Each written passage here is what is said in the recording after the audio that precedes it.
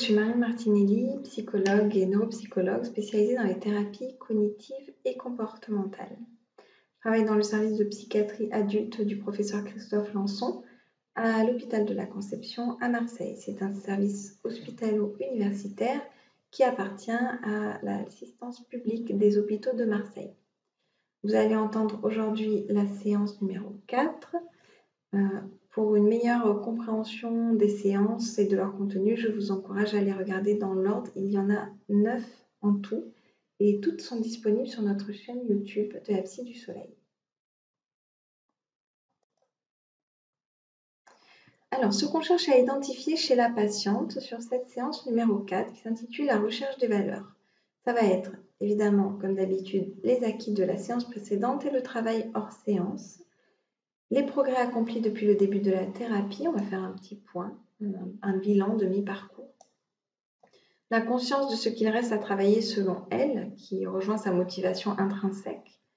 La verbalisation spontanée de ce qui est important pour elle, on commence à toucher à la recherche des valeurs. La verbalisation aussi spontanée de ses pensées interdisant le passage à l'action, qui seront travaillées en détail durant la séance d'aujourd'hui. Et pour moi, en tant que thérapeute, je vais utiliser les renforcements vis-à-vis des progrès qui ont été accomplis, évidemment. Je reformulerai ce qu'il reste à travailler avec l'utilisation du reflet double, essayer de l'identifier. Questionner ensuite les activités de détente et de plaisir. Questionner comment avoir une vie plus proche de ses valeurs, ce qui est important pour elle. Là, on est pleinement dans le travail de recherche des valeurs. On fera plusieurs exercices ensemble avec Madame A aujourd'hui. Un exercice sur les pics et les POC, les pensées autorisantes et les pensées interdisantes au niveau du changement, avec le top 3 des pensées de la patiente et le niveau de croyance en ses pensées. Ça, c'est de l'entretien motivationnel également. On fera un exercice de la matrice ACT pour identifier les cercles vicieux et les cercles vertueux et vers quoi j'oriente ma vie, je décide d'orienter ma vie. Et enfin, un exercice d'affirmation de soi. Là, ce sera formuler une demande pour travailler avec Madame A sur les compétences nécessaires pour avancer vers les objectifs identifiés durant cette séance. Je vous souhaite une bonne séance à tous. On se retrouve après pour faire un point sur la conclusion, le travail hors séance et les références bibliographiques qui ont permis de réaliser cette séance. Bonjour. Comment allez-vous? Ça va bien et vous? Ça va très bien, merci. Si vous êtes d'accord, on pourrait commencer par faire un retour sur la séance dernière. Et moi aussi, je vous dirai s'il y a des choses que vous ne dites pas spontanément, je me permettrai de compléter avec mes observations. Oui. J'ai surtout noté que,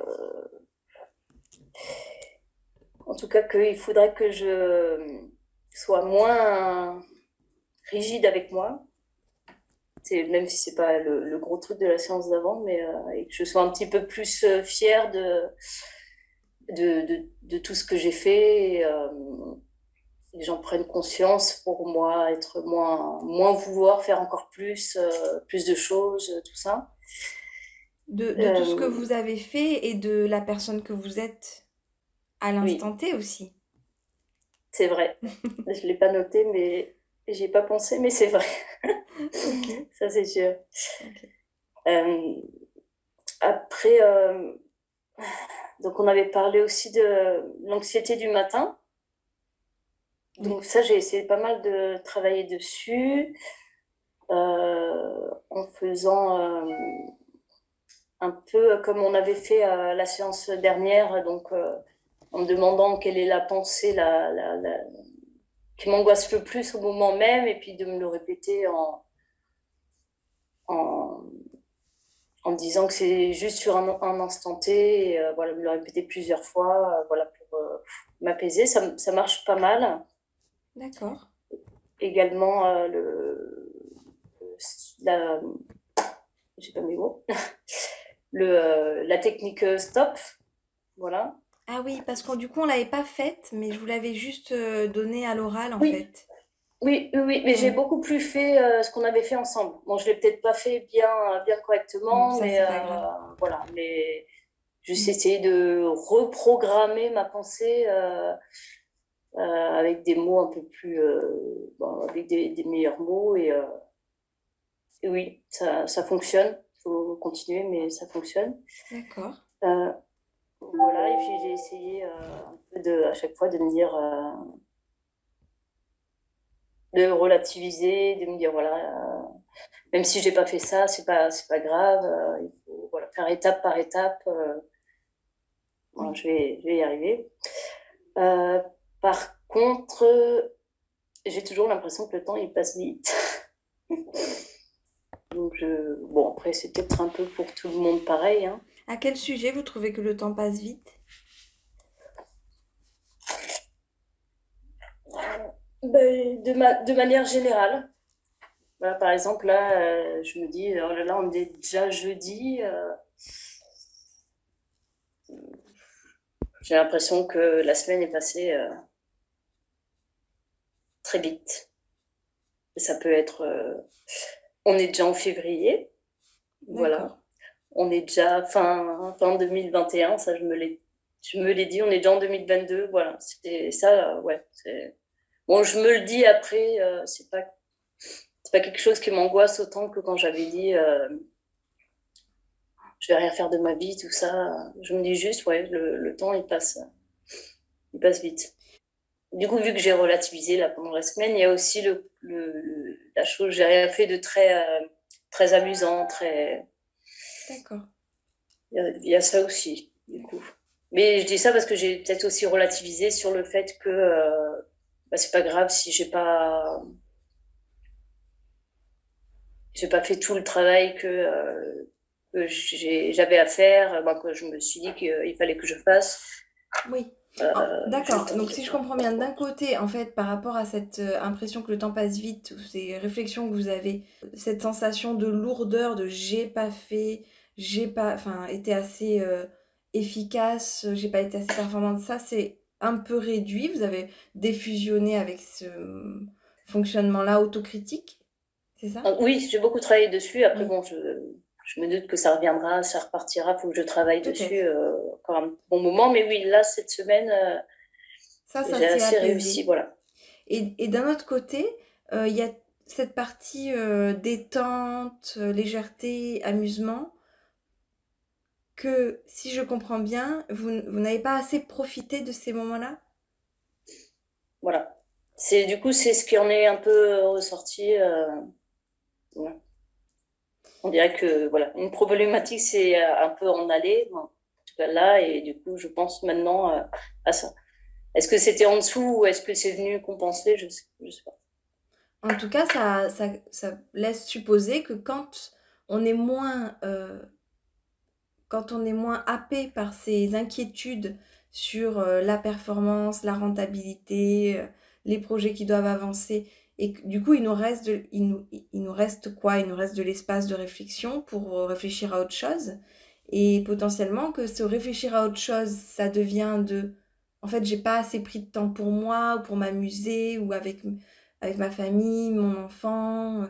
Ben, moi, je trouve que c'est plutôt positif parce que ça montre que vous savez vers quoi orienter votre attention et vous vous dites que ça pourrait être amélioré. Mm. Oui, oui, ça peut être positif, c'est vrai. Oui, moi je vois ça comme positif, ouais, vraiment. Ouais. Vous pouvez me décrire sur une semaine quels sont les temps que vous avez, tous ces moments qui sont de l'amusement, de la détente.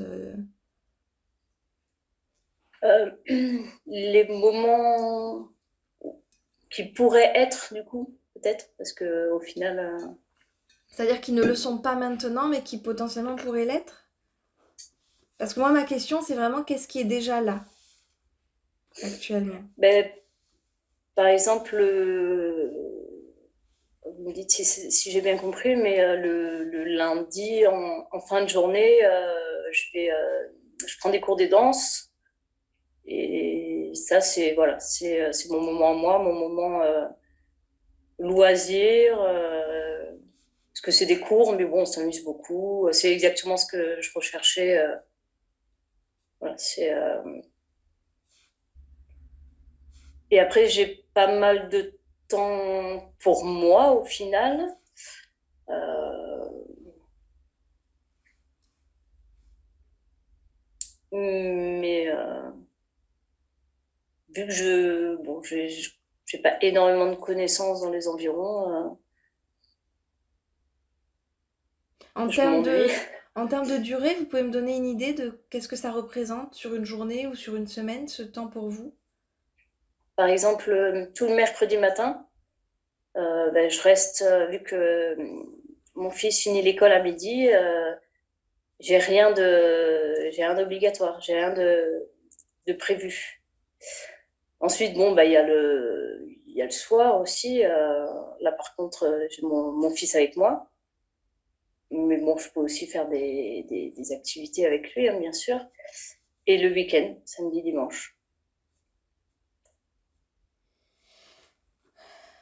Et est-ce que dans ces moments-là, par exemple le soir avec votre fils, est-ce que vous arrivez à intégrer parfois des moments de jeu, de... Oui, oui, oui, bien sûr, oui, il y a ça aussi, c'est sûr. Oui, oui, on peut faire des jeux de société. Bon, des fois, on fait rien, on se met juste Mhm. à jouer sur des jeux console ou Oui. voilà. Mais oui, oui, on fait ça, hein, on fait Et vous, ça pas vous... tous les soirs, mais oui, on fait. Ok. Et vous, ça vous plaît ces moments-là de jeu, de détente, ou vous le faites plus pour lui faire plaisir à lui? Je le fais, oui, beaucoup pour lui faire plaisir. Ok. Après, oui, ça me plaît. Au fond, c'est des moments vraiment très agréables. Mais c'est sûr que en tant qu'adulte, on va pas se cacher, voilà, c'est pas non plus. Mais oui, oui, oui, ça me plaît, Ok. c'est sûr. Je fais jamais, voilà. Si on fait rien, si je lui dis bon bah tu peux regarder un dessin animé, c'est que j'ai pas envie, je vais pas me forcer forcément, mais Oui, d'accord. Ok. Pour le week-end, vous m'avez dit il est toujours là. Tous les mhm. week-ends, il est avec vous. Comment ça se passe les week-ends? Euh, est-ce que vous arrivez à faire des choses qui vous donnent du plaisir aussi? C'est un peu pareil. Après, on va peut-être un peu plus aller se promener quand il fait beau, ça j'aime bien. Mhm. Mais D'accord. Est-ce c'est un qu'il y a peu d'autres pareil. personnes qui s'intègrent à votre vie sociale en dehors du cours de danse et de votre fils? Bah, depuis que j'ai emménagé ici, moins qu'avant. Et ça, je sais que c'est un problème. Parce que vous êtes loin de votre famille et de vos amis? Non, ma famille est là. Bon, je vous avoue que j'adore aller voir ma famille, hein. Il y a ma mère, ma grand-mère et ma sœur qui sont venues habiter là. Mhm. C'est pas non plus des moments. De détente et de plaisir? Si, de détente, après, oui, c'est pas. Ils sont toujours dans leurs problèmes, dans leur. C'est pas le moment où je vais grandement rigoler, quoi. D'accord. Ah, j'adore aller les voir, hein, je vais les voir souvent, on papote. Mais après, entre voilà, ma maman qui est toujours en train de se lever, de bouger, de machin, de bidule, et ma sœur qui est à fond dans ses problèmes,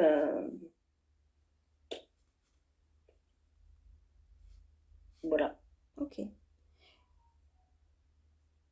Les personnes que vous côtoyez dans le cours de danse, vous les voyez en dehors? Euh, Non, je les ai pas encore vus en dehors, mais ça commence à avancer. On a commencé à s'échanger des numéros, tout ça, et faut que je prenne le temps, mais voilà. Après, bon, c'est vrai que c'est pas forcément des personnes de mon âge. On n'a pas non plus les mêmes idées, mais voilà, en dehors, en tout cas, on peut s'appeler pour l'instant, on s'envoie des messages, mais pour l'instant, voilà, on ne s'est pas forcément vu. Ok. Après ça, tout ça, bah, je suis très consciente que c'est un peu problématique de pas avoir forcément d'autres personnes le soir qui viennent, tout ça. Ben, je sais que, par exemple, quand mon ami est en déplacement, des fois, bah, vu que, comme je vous ai dit, tous ses collègues habitent ici, euh, on peut aller voilà, chez un de ses collègues avec il y a Oui. sa copine. Voilà, on a passé dimanche après-midi, on est allé goûter chez eux. Ensuite, on a fait des jeux, on a mangé le soir et on papote, on rigole. Voilà. C'est vrai que c'est quelque chose dans ma vie voilà, c'est quelque chose que j'apprécie beaucoup, c'est voilà, d'avoir des beaux moments où je rigole, où je m'amuse. Mhm. Ça, c'est important pour moi et c'est vrai que ben, j'ai pas souvent. Oui, c'est ce que vous disiez tout à l'heure, c'est qu'en fait, dans cette sensation que le temps passe trop vite, il peut vous arriver de regretter de ne pas vous amuser assez, de ne pas avoir Mm, pris assez de temps, de mm, loisirs, de détente, d'amusement, de légèreté. mm. Et d'un autre côté, on voit qu'il y a quand même quelques personnes qui gravitent autour de vous. Où est la difficulté finalement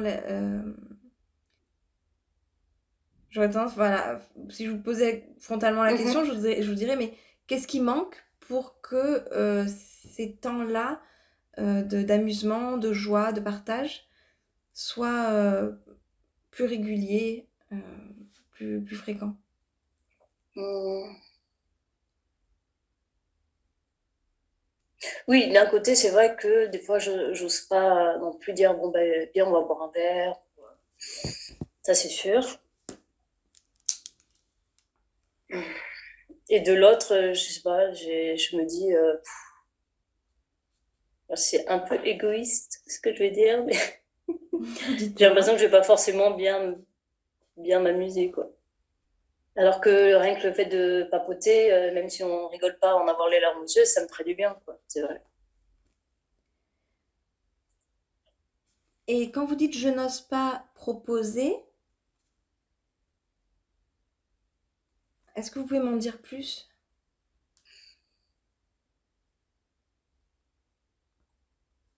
Alors de base, ça aurait pu être est-ce que la personne va vraiment vouloir?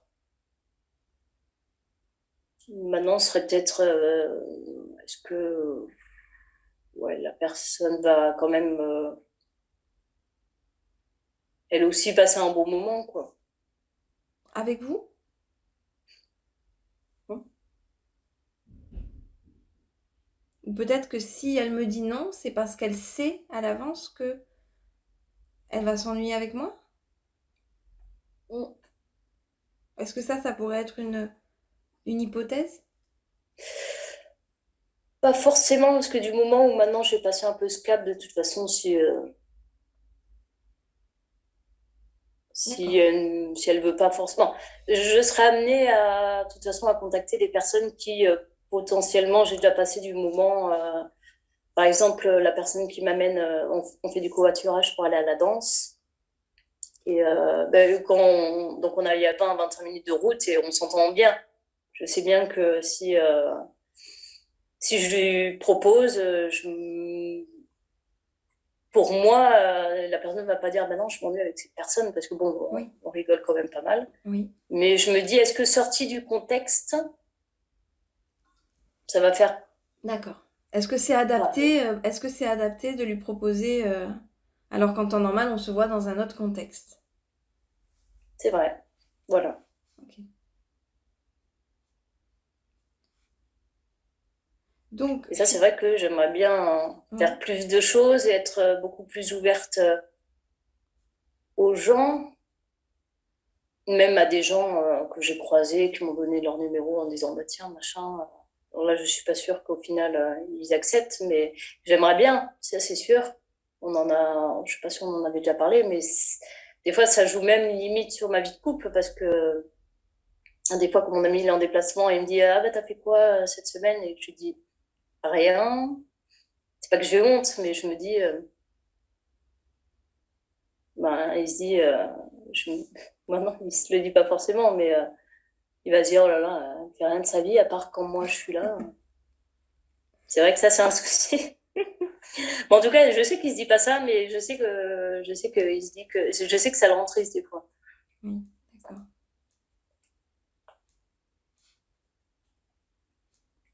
Alors, est-ce Et que que ça lui fait plaisir justement que oui. quand je lui dis bah tiens je suis allée boire un verre avec un tel ou quoi, mais il est content pour moi donc. Oui. Est-ce que vous avez une feuille devant vous Oui. et peut-être on va faire un exercice ensemble si vous êtes d'accord. C'est pas vraiment un exercice, mais vous allez tracer 2 colonnes Mhm. et en haut vous allez mettre en haut de la première colonne vous allez mettre PIC, P-I-C, et en haut de la deuxième colonne vous allez mettre POC, P-O-C. Mhm. Donc on va travailler sur les pics et les POC. Pour vous expliquer en 2 mots en quoi ça consiste, les pics, ce sont les pensées qui interdisent un comportement ou un changement de comportement. Ok. Et les POC, c'est plus un moyen mémotechnique que vraiment orthographier correctement. Ce sont les pensées qui autorisent le comportement ou le changement de comportement. Du coup, on va essayer de classer les phrases que vous m'avez données selon qu'elles ce sont des pics ou des POC. D'accord. Ok. Si je me dis je risque de pas m'amuser ou je ne vais pas m'amuser. Bah ça c'est un pic. Oui. Si je Je vous dis note. Oui. si je vous dis ça va faire plaisir à mon compagnon de savoir que j'y suis allée. C'est quand même un POC. Oui, ça Non. c'est un POC. Ok. Est-ce que vous... Alors moi j'ai déjà noté quelques phrases, j'ai déjà écrit quelques POC et quelques pics que vous avez eus. Mais qu'est-ce que vous qu'est-ce que vous mettriez-vous dans ces 2 colonnes comme autre Bah, pensée? comme j'ai dit tout à l'heure, j'ai peur que aussi que même si la personne elle dit oui, j'ai peur qu'au final elle s'ennuie parce que c'est hors contexte.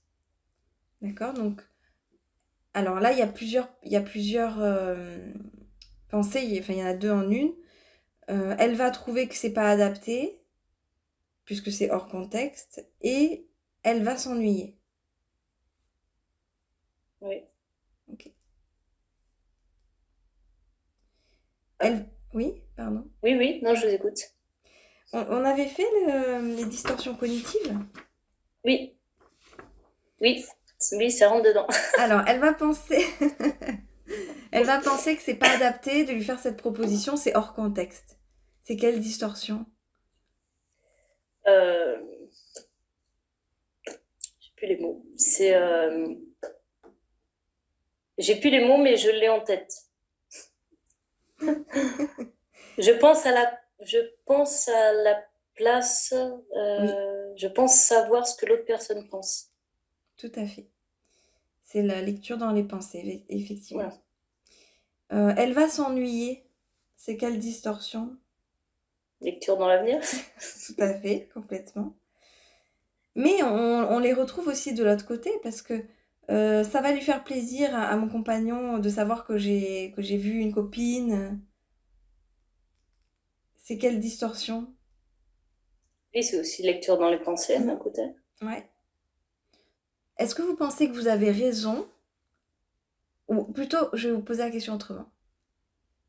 Sur une échelle de 0 à 10, à quel point vous pensez que vous avez raison quand vous dites elle va penser que c'est pas adapté que je lui fasse cette proposition?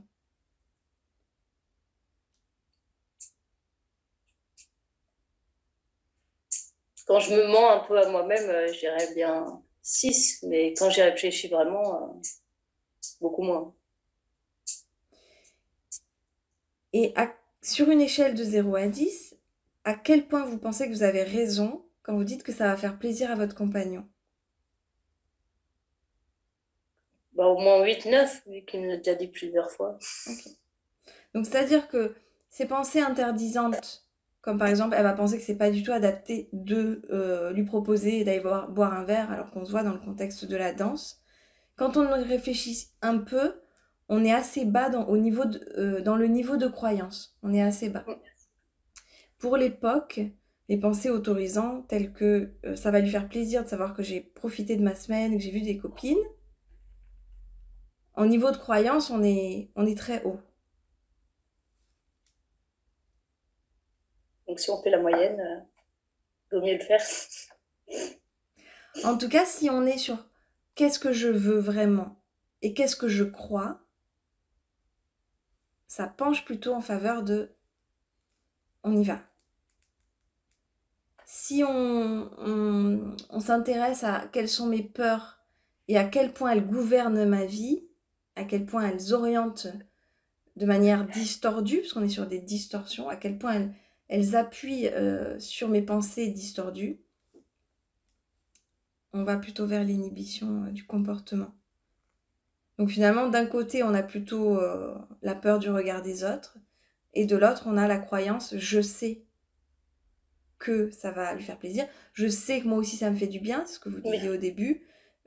Certainement aussi, il y a cette notion de je sais que j'aurai moins cette sensation que le temps passe trop vite si je m'amuse, puisque là, je m'amuse pas et j'ai cette sensation justement parce que je m'amuse pas. Vous voyez, c'est clair pour vous Oui, il y a tout qui font en faveur de il faut que je le fasse, c'est la clé. Parce que ce qui est central, en fait, c'est vous qui êtes importante. Et votre croyance, ce que vous savez du monde, des autres, et surtout de vous-même, de ce dont vous avez besoin, ça va en faveur de ce type-là de comportement. Alors qu'à l'inverse, les craintes que vous pouvez avoir vont plutôt aller inhiber ou empêcher ou carrément même interdire parfois, parce qu'on peut aussi s'interdire les choses, ce qui pour nous a de l'importance. Et quand vous dites parfois ou souvent j'ai l'impression que le temps passe trop vite parce qu'en fait je profite pas de la vie, je m'amuse pas assez,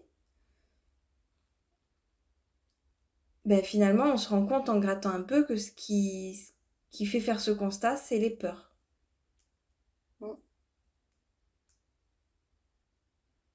C'est vrai. On peut faire aussi un autre exercice si vous voulez. Déjà, est-ce que vous voulez réagir par rapport à ça? Est-ce que c'est clair pour vous? Oui, c'est clair et c'est certain. Alors, je vais voir si j'ai pas une feuille. Voilà. On va faire un deuxième exercice. Donc, vous voyez ici, donc ça c'est une feuille, prenez une feuille blanche en fait. Donc, vous allez tracer un carré divisé en 4 parties. Donc, 4 carrés.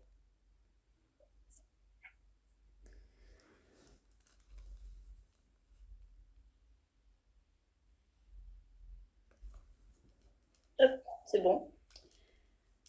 Toute la partie du haut, donc les 2 carrés qui sont en haut, ici, ça correspond à la vie extérieure. C'est-à-dire ce que je fais, ce que je vois, ce que les autres voient de moi, tout ce qui est extérieur en fait.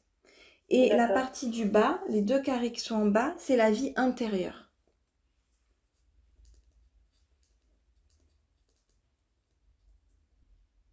Ok? C'est bon. Oui. Les 2 carrés qui sont sur la gauche, c'est la souffrance. c'est ce qui est orienté vers la souffrance. Les 2 carrés qui sont sur la droite, ils sont orientés vers les valeurs.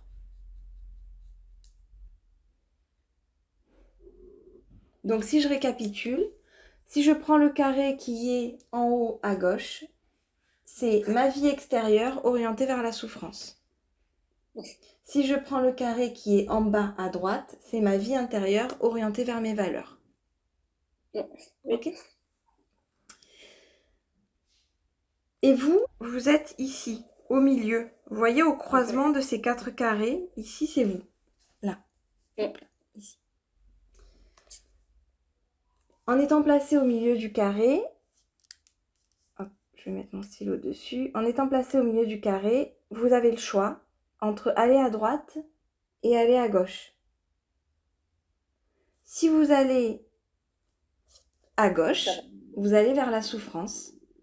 Vous allez potentiellement vers un comportement qui a peut-être plus d'inconvénients sur le long terme que d'avantages, mais peut-être aussi qu'il a plus d'avantages sur le court terme que d'inconvénients.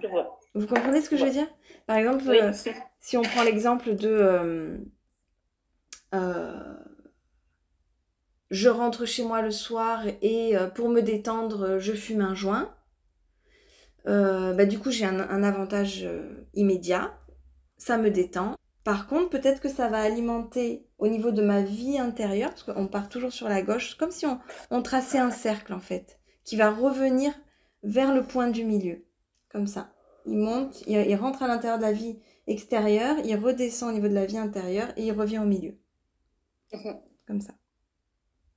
Donc peut-être que ce comportement-là qui du coup va me détendre tout de suite, va peut-être alimenter au niveau de ma vie intérieure certaines angoisses, une image de moi peut-être un peu dégradée, peut-être des angoisses sur ma santé, enfin voilà, c'est possible.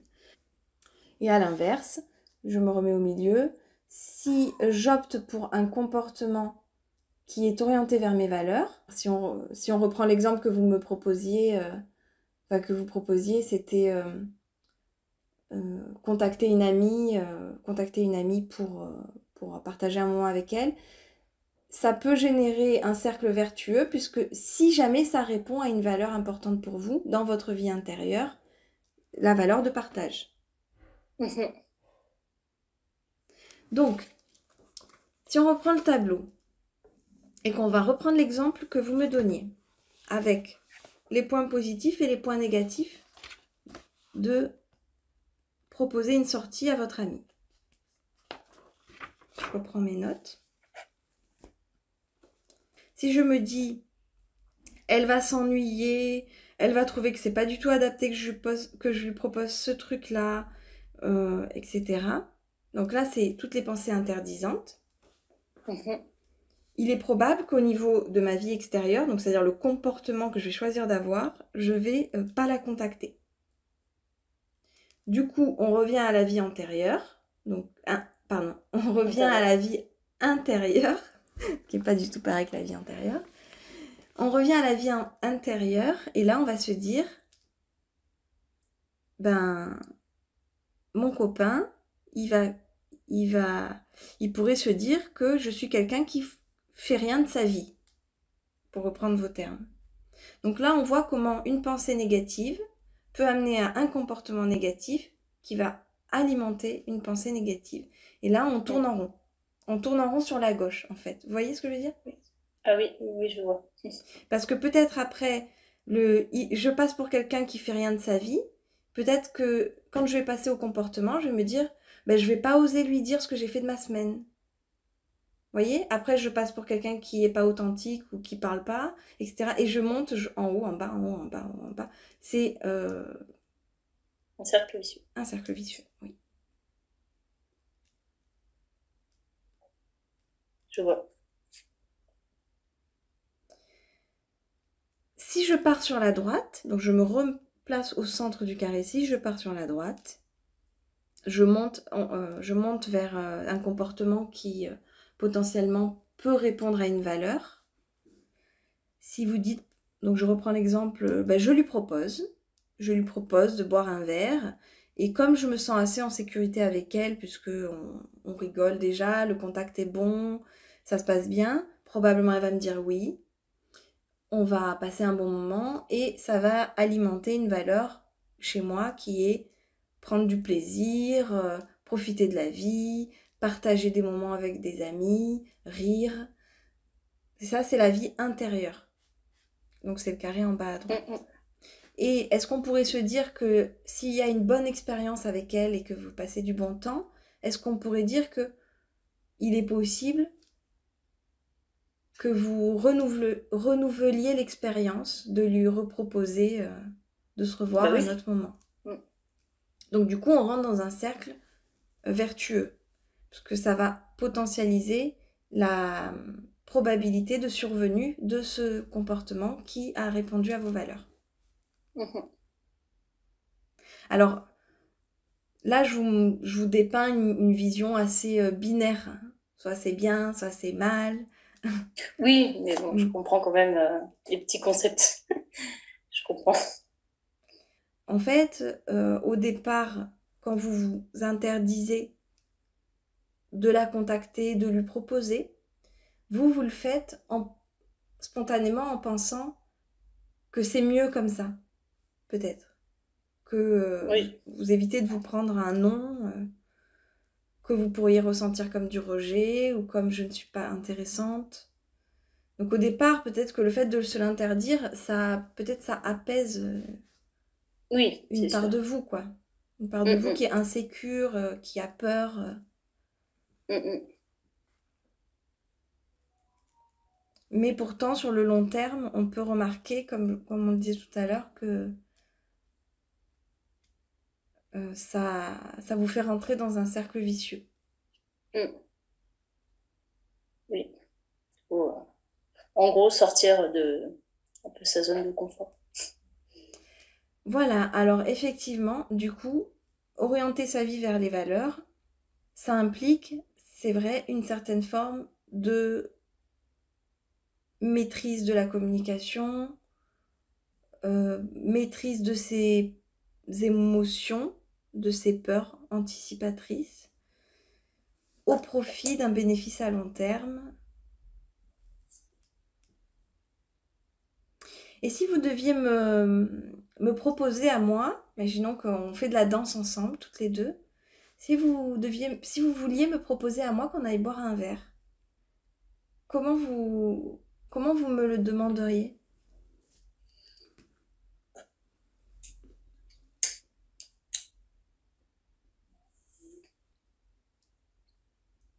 Bon, par message, parce que je parle tout le temps par message. Okay. Mais je sais pas, je dirais coucou. Tu fais quoi ce soir? Si ça te dit qu'on aille boire un verre, ou t'es déjà allé, et puis je donne le nom d'un bar, voilà. Alors, coucou, tu fais quoi ce soir? Ça te dirait qu'on aille boire un verre à tel endroit. Ça serait un message que vous pourriez envoyer pour proposer quelque chose. Ok. À votre avis, ma question elle est orientée. Hein. Qu'est-ce qui pose problème dans cette manière de proposer?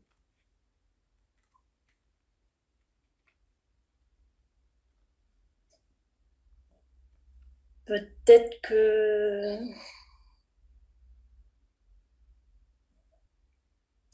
Ah oui, peut-être que oui, ça fait penser que je demande à la personne de venir, mais juste, comment dire?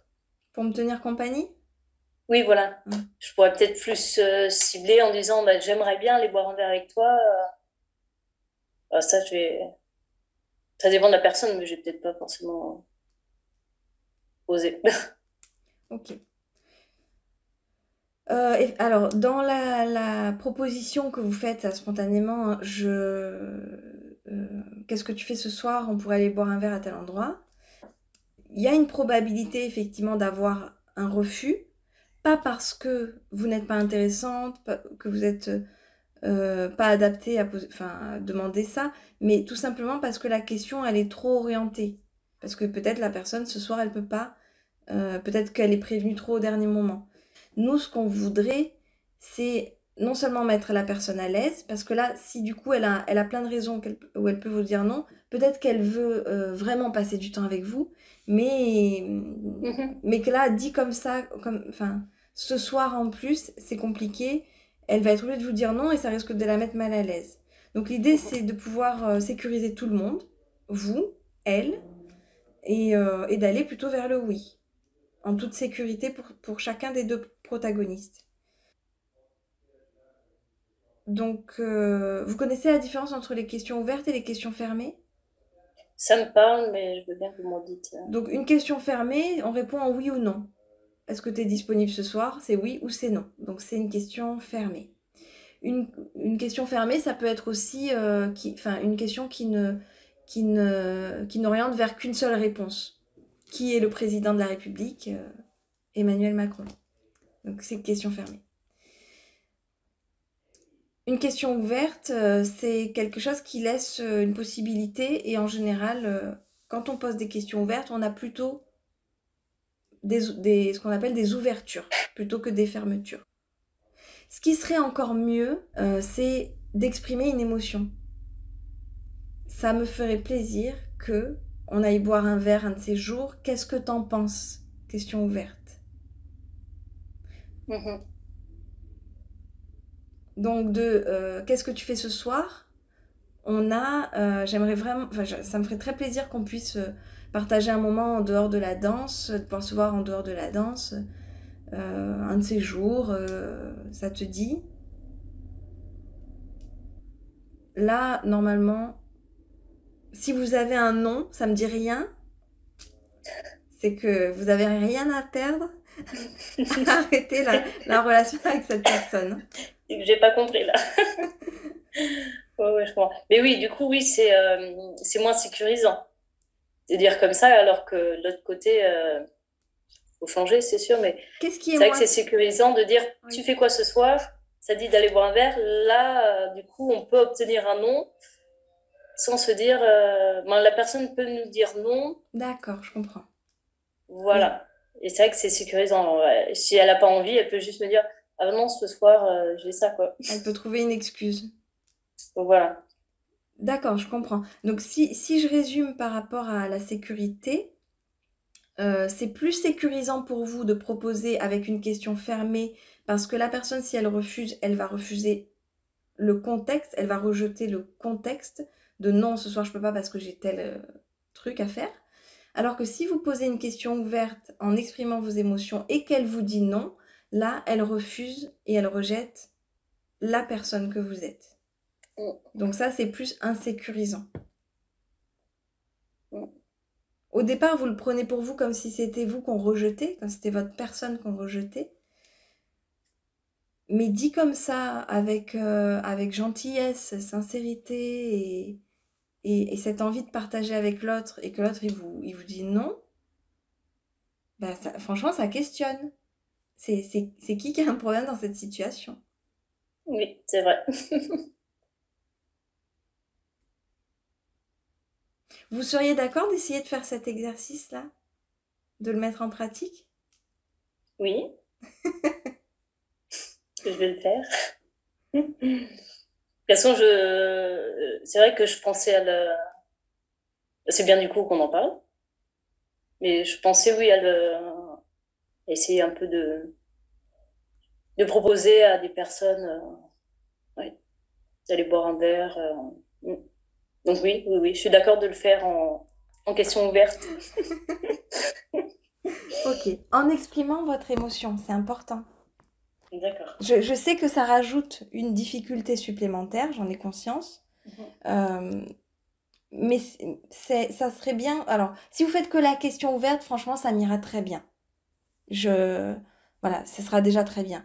Mais si vous arrivez à rajouter une émotion supplémentaire de vous, ça me ferait plaisir qu'on passe un moment ensemble. Dites-le avec vos mots, hein, mais ça sera vraiment... c'est une plus-value pour la qualité de la communication. C'est vrai. Voilà, c'est juste ça. Mais c'est pas une obligation. Aujourd'hui, on a vu les pics et l'époque. On a vu la matrice de la thérapie d'acceptation et d'engagement. Elle est sur YouTube si vous voulez la revoir. Très, très, très détaillée. Donc, vous avez pour chaque étape quelles questions je dois me poser pour remplir le carré en bas à droite, quelles questions je dois me poser pour remplir le carré en bas à gauche. Et ensuite, vous avez un exemple avec une situation d'un de mes patients que j'avais pris. Donc, si ça vous intéresse, si vous voulez la re-regarder, vous pouvez, en tapant sur YouTube, Matrice Act et Martinelli, mon nom de famille, vous tombez dessus. C'est une vidéo qui doit durer une quinzaine de minutes, je crois, de mémoire. Donc, on a fait les pics et l'époque, on a fait la Matrice Act et on a fait le jeu de rôle. Donc, c'est vrai que là, dans cette séance-là d'aujourd'hui, il y a quand même pas mal de choses. J'aurais tendance à dire c'est pas plus mal qu'on se voit pas tout de suite, de laisser un peu de temps. Bon là, ça fait 3 semaines, c'est un petit peu long, mais si ça vous va, on fait comme ça? Oui, bien sûr, ouais. Beaucoup. Allez, ça marche, je vous envoie ça dans les jours qui viennent. Très bien, merci beaucoup. À bientôt. Tellement. Merci, à bientôt. Bonne journée, au Au revoir. revoir. On se retrouve donc après cette séance pour la conclusion et les points à retenir.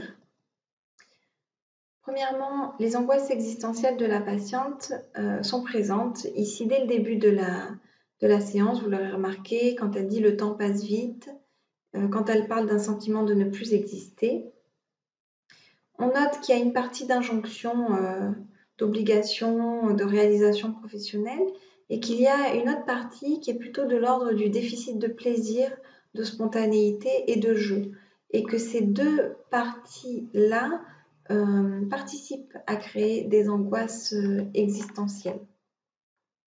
Lorsque la patiente dit le temps passe vite, sachant qu'on différencie quand même la partie injonction, obligation, réalisation et la notion d'utilité sociale, d'autonomie et de compétences personnelles que Madame A compense par un surinvestissement de son travail et un surinvestissement du regard des autres. Au jour de cette séance, Madame A parvient à se distancier émotionnellement de ces injonctions. C'était le résultat attendu d'ailleurs, puisqu'on a travaillé ensemble lors de la séance dernière sur la diffusion cognitive. Mais qui d'un autre côté a laissé la place à une forme d'angoisse existentielle qui se présente cette fois-ci aujourd'hui, plutôt sous la forme d'un déficit de plaisir, l'impression de ne pas s'amuser assez, de ne pas profiter suffisamment de la vie. On pourrait d'ailleurs se questionner sur un éventuel, on dirait du déplacement de symptômes, ou voir ça comme une exploration complète chez la patiente de ce qui ne fonctionne pas de manière optimale pour elle et qu'il va falloir traiter en thérapie. Les pensées autorisantes ou pensées orientées vers le changement présentent un haut niveau de croyance, alors que les pensées interdisantes, pensées donc interdisant le changement, relatives aux peurs, aux angoisses de la patiente, présentent un faible niveau de croyance. Le fait de le mettre en lumière permet de travailler avec la patiente sur sa motivation au changement et favoriser ainsi le passage à l'action. Là, on est vraiment dans un exercice d'entretien motivationnel assez classique et qui, en général, a tendance à plutôt bien fonctionner. La patiente reconnaît également que ce qui lui manque pour avancer vers des activités de partage et de plaisir sont déjà la présence de nombreuses pensées interdisantes et distorsions cognitives. Elle va s'ennuyer, elle dit qu'elle va s'ennuyer, c'est de la lecture dans l'avenir, elle dit qu'elle n'aura pas envie de faire ceci ou cela, c'est de la lecture dans l'avenir. Également, son manque d'initiative, son manque de propositions de sortie, de proposer des invitations, etc. Son manque de prise d'initiative pourrait être un point manquant. Pardon. Nous ne sommes pas obligés de subir nos comportements automatiques. Ils peuvent être perçus plutôt comme des choix qui vont en direction de la souffrance, cercle vicieux, ou en direction de nos valeurs, cercle vertueux. C'est le dernier point à retenir. Pour la matrice ACT, alors je vous la représente brièvement, mais vous pourrez la regarder. Il y a une vidéo spécifique sur la matrice ACT et comment est-ce que ça s'utilise, cet outil très intéressant pour observer comment est-ce qu'on peut orienter notre vie vers la souffrance ou vers nos valeurs. Donc c'est un carré que vous divisez en 4 pour faire 4 carrés, avec la souffrance à gauche, les valeurs à droite, la vie intérieure, pensée, sentiments, ressentis, vécus, etc. en bas, et la vie extérieure, ce qui est visible, les comportements, les actions concrètes, en haut.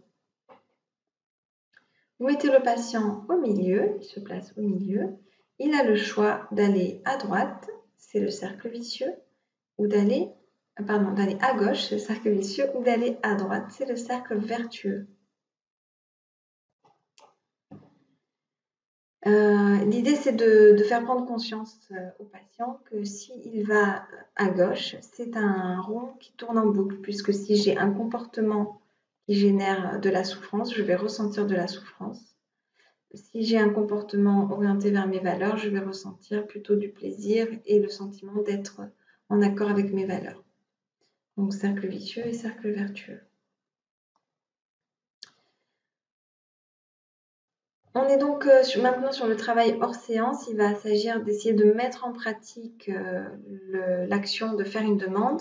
On a dit avec Madame Hack, l'idée c'était de proposer à son ami d'aller boire un verre. Verbaliser ses émotions autant que possible. Éventuellement, on pourrait donner en travail hors séance la matrice ACT. Vous aurez le lien en descriptif de la vidéo. Et si ça vous intéresse également, si ça intéresse la patiente, d'aller visionner le cours de Madame Nathalie Parola, qui est psychologue dans notre service, sur l'entretien motivationnel et toujours et encore écouter la séance précédente. À partir de maintenant, on commencera à éloigner les rendez-vous à peu près à un rendez-vous toutes les 3 semaines.